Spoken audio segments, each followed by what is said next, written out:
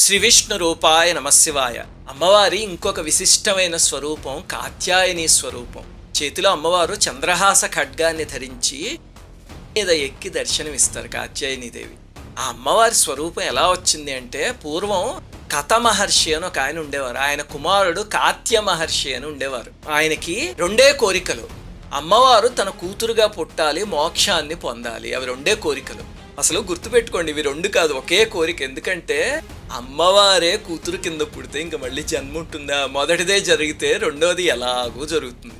దానికోసం ఆ మహర్షి ఎన్నో ఏళ్ళు ఘోరమైన తపస్సు చేశారు. ఈ లోపల కైలాసంలో ఒక చిత్రమైన లీల జరిగింది. ఏమిటంటే, ఒకసారి పరమేశ్వరుడు పార్వతీదేవి సరసం ఆడుకుంటుంటే అమ్మవారు పొరపాటున పరమేశ్వరుడు కళ్ళు మూశారు. దాంతో లోకాలన్నీ చీకటైపోయాయి, ప్రళయంలా అయిపోయింది. ఎందుకంటే మనం పరమేశ్వరుణ్ణి ఏం స్తుతిస్తాం? వందే సూర్య శశాంకవన్నినయనం వందే ముకుంద ప్రియం అంటాం కదా.